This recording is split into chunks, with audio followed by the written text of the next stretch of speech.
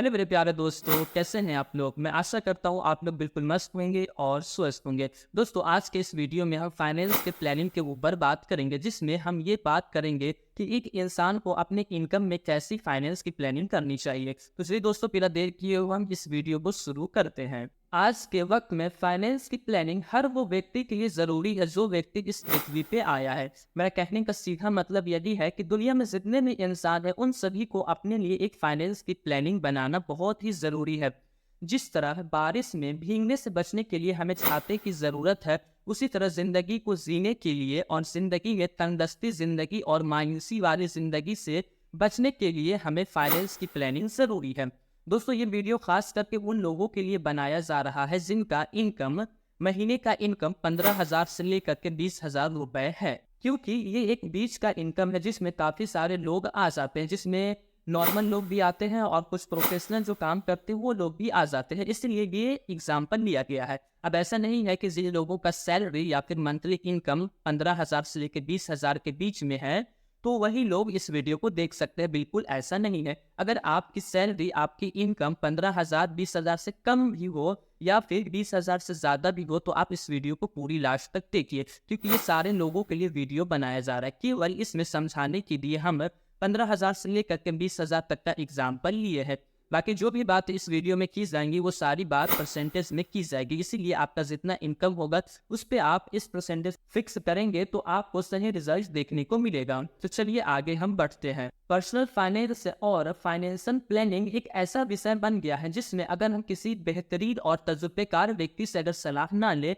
जिसके पास ये जानकारी हो इस चीज की, अगर उससे हम सलाह नहीं लेते हैं तो हमें अपने पैसे के साथ क्या करना है ये चीज हम नहीं जान पाते हैं और ना ही समझ पाते हैं। मेरा कहने का मतलब ये है कि हम अपने फ्यूचर की, अपने भविष्य की तैयारी को नहीं कर पाते हैं कि आखिर ये पर्सनल फाइनेंस में हम अपने पैसे को किस तरह से यूज करें। तो दोस्तों, मैं आपको सीधा सीधा बताता चलूँ कि पर्सनल फाइनेंस या फिर फाइनेंशियल प्लानिंग का मतलब ही होता है पैसे की प्लानिंग, जिसके अंदर आपको ये चीज सिखाया जाता है कि हम अपने इनकम को कैसे देखें, किस नजरिए से हम अपने इनकम को देखें और जो हमारा इनकम आ रहा है उस इनकम को हम किस जगह खर्च करें और हम अपने खर्च को कैसे मैनेज करें। इसमें यह भी आपको सिखाया जाता है कि हम अपने कमाए गए पैसे में से कैसे पैसे को सेविंग करें। फिर उसके बाद हम ये सीखते हैं कि हमने जो पैसा सेविंग किया है उस पैसे को हम कैसे इन्वेस्ट करें। मैं आपको यहीं पे क्लियर कर चुका हूँ कि फाइनेंशियल प्लानिंग में हम क्या चीज़ प्लानिंग करते हैं। तो दोस्तों, यही सब चीज़ हम प्लानिंग करते हैं, लेकिन आप इस वीडियो को लास्ट तक देखिए, क्योंकि उसमें हम थोड़ा डिटेल में समझेंगे किस तरह से हर एक चीज़ को स्टेप बाय स्टेप करना चाहिए। अगर आप वीडियो को शुरू से लेकर अब तक ध्यान से देख रहे हैं तो आपको एक चीज़ क्लियर हो गया होगा कि हम पैसे के खेल को ही फाइनेंस की प्लानिंग कहते हैं या फिर हम पर्सनल फाइनेंस कहते हैं। तो चलिए अब हम अपने मेन टॉपिक की तरफ बढ़ते हैं। हमारा मेन टॉपिक यही है कि एक इंसान के लिए जो 15,000 से लेकर के 20,000 रुपए तक कमाता है उसके लिए फाइनेंस की प्लानिंग कैसी होनी चाहिए। दोस्तों, मैं आपको यहीं पे एक चीज बता दूं कि मैंने आपको आपके लिए फाइनेंस की प्लानिंग जो है उसे मैंने 5 अलग अलग तरीकों में बांटा है।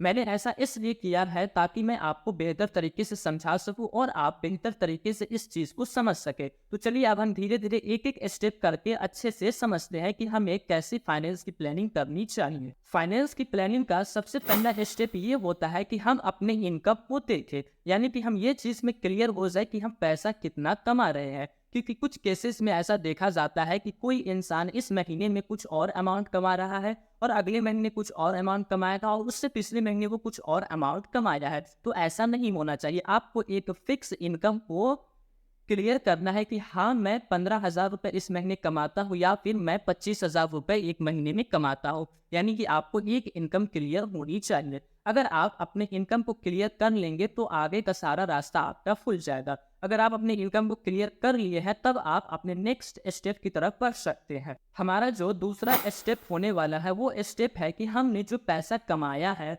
जितना हमारा इनकम है उसमें से हमने कितने पैसे को खर्च किया है। इस चीज को क्लियर करने के लिए आपको एक लिस्ट बनाना पड़ेगा जिसमें आपको 1 तारीख से लेकर के 30 तारीख तक के जितने भी पैसे आपने खर्च किए हैं उन सभी पैसे को आप उस जगह लिखिए और लिखने के बाद आप उस खर्च में से उन सभी खर्च को निकाल दें जो आपकी बेफजूली खर्च हो। जैसे कि आपने दोस्तों के साथ पार्टी करने में जो पैसा खर्च किया है, घूमने में जो पैसा खर्च किया है, या फिर नए टी शर्ट, नए जूते नए लैपटॉप, नए मोबाइल, नए फ़ोन, जो कुछ भी आपने जो एक्स्ट्रा खर्च किया हो, जो आप नहीं करते तो कोई नुकसान नहीं होता बल्कि फ़ायदा होता। तो आपको अपने हिसाब से उस लिस्ट के अंदर से सारे बेफजूल खर्च को निकाल देना है। अगर आप ऐसा करेंगे तभी आप आगे की स्टेप को फॉलो कर पाएंगे। अगर आप इसी में फंसे रह जाइएगा, सारे पैसे को इसी में आप खर्च कर लीजिएगा, तो आप आगे की प्लानिंग नहीं कर सकते। इसलिए मैं आपको क्लियर कर देना चाहता हूँ कि आपका जो भी इनकम हो, उस इनकम का आप केवल 70% हिस्सा ही खर्च करें एक महीने में। उससे ज़्यादा आप 1 रुपया भी खर्च नहीं करें। जिस 70% में आपका घर का बिल हो गया, बिजली बिल हो गया, बच्चों के खर्च हो गए, बाकी जो भी ज़रूरत का सामान हो गया, ईएमआई वगैरह सारी चीज़ें हैं, उन सभी चीज़ को आप 70% में खर्च करें। अगर सारा चीज़ क्लियर करने के बाद आपके पास 70% में से कुछ पैसा बच रहा है, तो आप उस पैसे को अपने शौक के ऊपर लगा सकते हैं। नए टी-शर्ट, नए जूते, नए चप्पल, जो कुछ भी करना है उसको आप कर सकते हैं। लेकिन आपको आपके इनकम के 70% हिस्से में से ही आपको पैसा को खर्च करना है। उससे 1 रुपया भी एक्स्ट्रा खर्च नहीं करना है। ये चीज़ क्लियर कर लीजिए। अब जब आप अपने पैसे के खर्च को मैनेज कर ले, तब आप नेक्स्ट स्टेप की तरफ बढ़े, जो कि हमारा तीसरा स्टेप है। उस स्टेप का नाम है पैसे की सेविंग। इसका मतलब ये होता है कि आपने जो भी इनकम किया है, जो भी आपका इनकम है, उस इनकम में से कुछ परसेंट पैसे को सेव करना है। मैं आपको बताता चलूँ कि फाइनेंस की प्लानिंग में आप अगर 25% पैसा कुछ सेविंग्स करते हैं, तो आपके लिए ये पैसा बहुत है। इससे आपकी फाइनेंस की प्लानिंग अच्छे से हो सकती है। इसका मतलब ये हुआ कि आपने जो भी पैसा इनकम किया है, जो भी पैसा कमाया है, उसका 25% पैसा आपको सेविंग कर लेना है। उस पैसे को बचाना है, उस पैसे को कभी भी खर्च नहीं होने देना है। हाँ, अगर आपके पास कोई इमरजेंसी सिचुएशन आ जाए, जैसे कि आपके किसी फैमिली मेंबर में किसी की तबीयत खराब हो जाए, तो आप उस पैसे को खर्च कर सकते हैं। या फिर आपका कोई ईएमआई बाउंस होने वाला हो, तो आप उस पैसे को खर्च कर सकते हैं। अब आप कहेंगे ईएमआई इमरजेंसी सिचुएशन, तो मेरा जवाब होगा हाँ। अगर आपका एक मर्तबा ईएमआई बाउंस हो जाता है, तो आपको उसके ऊपर चार्ज तो लगेंगे ही, लेकिन उसका बहुत बुरा इम्पैक्ट आपके सिविल स्कोर पे पड़ेगा, जो आपको फ्यूचर में बहुत ही खतरनाक साबित हो सकता है। इसीलिए आप सोच समझ के हर एक कदम उठाएं। तो यहाँ पे एक चीज क्लियर आप कर लीजिए कि पैसे की सेविंग, जो आपका इनकम है, उसका 25% हिस्सा होना चाहिए। आप 25% हिस्सा कुछ सेविंग करिए, उस पैसे को खर्च आप ना ही करें तो बेहतर है। जब आप अपने तीसरे स्टेप को अच्छी तरीके से फॉलो कर लिए हैं, तब आप अपने चौथे स्टेप की तरफ बढ़े, जो कि हमारा चौथा स्टेप है पैसे की इन्वेस्टिंग। फाइनेंस प्लानिंग में सबसे अहम रोल इसी चीज का होता है कि आपने पैसे को इन्वेस्ट कहाँ किया और कितने परसेंट इनकम के पैसे को इन्वेस्ट किया। इन सभी चीज को हम इसमें क्लियर करेंगे। अगर मान ले आपने सारे कामों को कर लिया है, आपने इनकम भी देख लिया कि मैं इतना पैसा कमाता हूँ, आपने अपने खर्च को भी मैनेज कर लिया है, आपने पैसे की भी सेविंग्स कर लिया है, लेकिन अभी भी आप फाइनेंस प्लानिंग के लिस्ट में नहीं आते हैं। वो इसलिए क्योंकि फाइनेंस की प्लानिंग का मतलब ही होता है पैसे को इन्वेस्ट करना। जैसे कि मैंने पहले कहा कि पैसे को खेल कोई फाइनेंस की प्लानिंग कहते हैं, उसी तरह पैसे को जब तक हम कहीं पे इन्वेस्ट नहीं करते हैं, तब तक हम ये नहीं कह सकते हैं कि हमने अपने लिए कोई पर्सनल फाइनेंस प्लानिंग की है। तो सबसे इम्पोर्टेंट होता है अपने पैसे को इन्वेस्ट करना। ये पर्सनल फाइनेंस की या फिर फाइनेंस की प्लानिंग की जान होती है। अगर मान ले आपने अपने पास अच्छा खासा पैसा को जमा कर लिया, यानी कि आपने 1,00,000-2,00,000 रुपए अपने पास पैसा को जमा कर लिया है, फिर भी आप किसी फाइनेंस की प्लानिंग के लिस्ट में नहीं आते हैं। ऐसा इसलिए क्योंकि आपने जो 2,00,000 रुपए अपने पास रखे हुए हैं, वो 2,00,000 रुपए की वैल्यू हर साल घटती है। मैं आपको ये चीज़ बता दूं कि हर साल जो आपकी जो वैल्यू, पैसे की जो वैल्यू है, वो 7.5% तक घटती है। यानी कि आपने 1,00,000 रुपये आज रखे हुए हैं अपने घर में, तो वो 1,00,000 रुपये आपके लिए अगले साल 93,000 रुपये का ही काम कर सकता है। वो इसलिए क्योंकि महंगाई जो है वो 7.5% तक बढ़ती है। इसीलिए आप पैसे को सेविंग करके भी किसी भी फाइनेंस प्लानिंग के लिस्ट में नहीं आ सकते हैं। इसीलिए आपको इन्वेस्टिंग करनी है। हमने जो 25% पैसा को जो सेविंग किया है, उसी सेविंग किए गए पैसे को हम इन्वेस्ट करेंगे। लेकिन यहाँ पे हम एक चीज़ का ख्याल रखेंगे कि हम तब तक इस पैसे को इन्वेस्ट नहीं करेंगे जब तक हमारा अगले महीने का पैसा नहीं आ जाता है। यानी कि हम अपने पिछले महीने के जो सेविंग्स किए हुए पैसा है, उस पैसा को हम इस महीने में इन्वेस्ट करेंगे। ऐसा हम इसलिए करेंगे कि हो सकता है कि बीच में कोई हमें इमरजेंसी आ जाए, उसके लिए हम सतर्क रहेंगे, उसके लिए हम पैसे को रोक के रखेंगे। जब तक हमारा अगला पैसा नहीं आ जाता है, तब तक हम इस पैसे को इन्वेस्ट नहीं करेंगे। अब जब आपका अगला पैसा आ जाए, तब आप अपने 25% पैसे जो सेविंग्स किए हैं, उस पैसे को आप इन्वेस्ट कर दें। आप याद रखें कि आप ऐसी जगह उस पैसे को इन्वेस्ट करें जहां से आपको अच्छा खासा रिटर्न्स देखने को मिले, यानी कि साल 2 साल 4 साल के बाद 5 साल के बाद आपका पैसा डबल होके मिले या फिर उससे ज़्यादा होकर के मिले, तभी आप अपने पैसे को उस जगह इन्वेस्ट करें। मैं आपको कुछ सजेस्ट करता हूँ जिस जगह पे आप अपने पैसे को इन्वेस्ट कर सकते हैं। आपके पास बहुत से ऐसे ऑप्शन हैं जहाँ पे आप इन्वेस्ट कर सकते हैं, जिसमें पहला ऑप्शन है म्यूचुअल फंड। इसमें भी आप अपने पैसे को इन्वेस्ट कर सकते हैं। दूसरा है इंडेक्स फंड, इसमें भी आप अपने पैसे को चाहे तो इन्वेस्ट कर सकते हैं। तीसरा है शेयर बाजार, इसमें आप कंपनी के शेयर्स को खरीद कर भी अपने पैसे को इन्वेस्ट कर सकते हैं। और चौथा है एसआईपी, आप एसआईपी में भी अपने पैसे को इन्वेस्ट कर सकते हैं। अगर आप इन सभी चीज़ों में से किसी एक को चुन करके उसमें पैसा इन्वेस्ट करते हैं तो ये भी एक बहुत अच्छी चीज़ है। जो भी पीछे मैंने आपको जितने भी चीज़ बताया है इन्वेस्ट करने की जगह, उसमें थोड़ा रिस्क रहता है कि हो सकता है कि फ्यूचर में हमारा पैसा डबल होने की बजाय पैसा घट जाए। लेकिन मैं जो आपको एक ऐसा प्लेटफॉर्म भी बता रहा हूँ जिसमें आपको कोई रिस्क नहीं रहेगा, जिसमें ये फिक्स है कि आपका पैसा डबल हो के ही मिलेगा, यानी कि नहीं तो उससे पहले आपको ही इन्वेस्ट करने से पहले ही बता दिया जाता है कि इतने वक्त के बाद आपको इतना पैसा दिया जाएगा, वो है एलआईसी।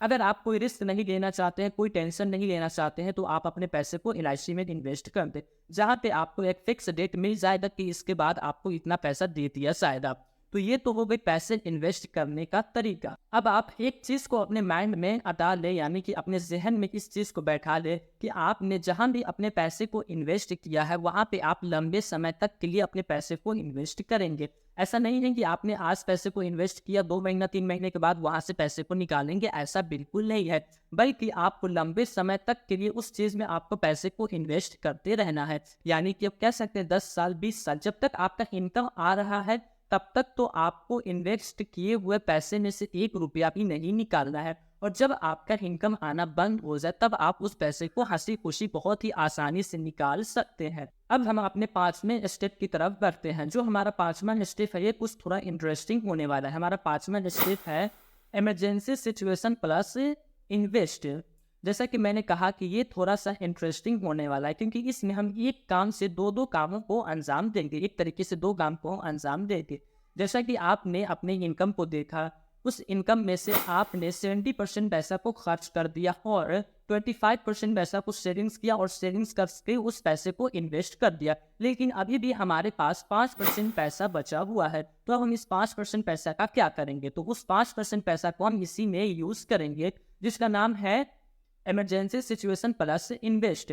5% पैसे को हम अपने लिए इमरजेंसी के लिए रखे रहेंगे। अगर आपकी 20,000 की सैलरी है तो आपका 5% 1,000 के आसपास तो हो ही जाता है। मान लीजिए उससे ज़्यादा है तो उससे आप कैलकुलेट कर सकते हैं कि कितना होता है। यानी कि आपको 5% पैसे को बचा के रखना है अपनी इमरजेंसी के लिए। और ऐसा नहीं है कि उस पैसे को आप अपने पास रखे रहेंगे, अपने जेब में रखे रहेंगे, ऐसा बिल्कुल नहीं है। बल्कि उस पैसा को आपको बैंक में जमा कर देना है और बैंक में जमा करके ऑटो स्वीप ऑन करा देना है। इसका मतलब ये है कि जब तक आपका पैसा बैंक के पास रहेगा तब तक बैंक आपको उस पैसे का इंटरेस्ट यानी कि ब्याज देगा, जो कि ऑटो स्वीप ऑन कराने से 5 से 6% तक का ब्याज बहुत ही आसानी से मिल जाता है, जो कि कुछ बैंक का 4 रहता है, कुछ का 3 रहता है। लेकिन अगर आप ऑटो स्वीप ऑन कराते हैं तो आपको 5 से 6% तक का ब्याज आसानी से मिल जाता है। तो हो गया ना, हमने अपने पैसे को इमरजेंसी फंड के लिए भी रखा, यानी कि इमरजेंसी सिचुएशन के लिए भी रखा, और उसी पैसे को हमने इन्वेस्ट भी कर दिया कि जब तक हमारे पास कोई इमरजेंसी ना आती है तब तक उस पैसा से पैसा बनते रहेगा। इसीलिए मैंने कहा कि एक तीर से यहाँ पे, यानी कि इन तरीके से हम यहाँ पे 2 काम को अंजाम दे सकते हैं। तो चलिए दोस्तों, मैं यहाँ पे अपने 5 स्टेप को पूरा किया। अब हम बात कर लेते हैं कि हमारी फाइनेंस प्लानिंग कैसी होनी चाहिए। तो हमारी फाइनेंस प्लानिंग इसी तरह से होनी चाहिए। हमारी फाइनेंस प्लानिंग में इनकम कितना है ये चीज़ हमें क्लियर होनी चाहिए, हम कितने पैसे को खर्च कर रहे हैं ये चीज़ भी हमें क्लियर होनी चाहिए, हम कितने पैसे को सेविंग्स कर पा रहे हैं ये चीज़ हमें क्लियर होनी चाहिए, और हम अपने पैसे को कितना हम इन्वेस्ट कर पा रहे हैं ये सारा चीज़ हमें क्लियर होनी चाहिए। और जैसा कि मैंने आपको 5वें नंबर में जो तरीका बताया है कुछ ज़्यादा ही इंटरेस्टिंग है। अगर आप चाहे तो आप अपने सारे पैसे को, सेविंग किए हुए पैसे को भी इसमें इन्वेस्ट कर सकते हैं, ये भी एक तरीका है। यहाँ में भी आपको फिक्स अमाउंट प्रॉफिट देखने को मिलेगा। तो चलिए दोस्तों, मैंने आपको 5 ऐसे तरीके बताए जिससे आप अपने फाइनेंस प्लानिंग को ठीक कर सकते हैं, अपने लिए एक फाइनेंशियल प्लानिंग को बना सकते हैं। दोस्तों, अगर ये वीडियो पसंद आई हो तो वीडियो को एक लाइक करें और हमारे इस चैनल को सब्सक्राइब करें फाइनेंस से जुड़ी सभी वीडियोस को देखने के लिए। दोस्तों, फिर मिलेंगे एक नए वीडियो में, तब तक के लिए जय हिंद, जय भारत, अल्लाह पाक आपको सलामत रखे और आप हमारी वीडियो को इसी तरह देखते रहें। और हाँ, आपको ये 5 तरीके हर महीने अप्लाई करते रहना है। ऐसा नहीं कि 1 महीने आपने अप्लाई किया है और दूसरे महीने से भूल गए, ऐसा बिल्कुल नहीं करना है। बल्कि आपको हर महीने इस 5 तरीके को अपनी इनकम के ऊपर अप्लाई करते रहना है। और ज़्यादा कोशिश आप कीजिए कि आप अपने खर्च को कम करें और अपने सेविंग्स को, अपने इन्वेस्ट को ज़्यादा करें, इन्वेस्ट को बढ़ाएँ। लेकिन अगर आप 25% भी करते हैं तो बहुत है, कोई दिक्कत की बात नहीं है। दोस्तों फिर मिलेंगे एक नए वीडियो में, तब तक के लिए जय हिंद, जय भारत। अल्लाह पाक आपको सलामत रखे और आप हमारी वीडियो को इसी तरह देखते रहें और अपना प्यार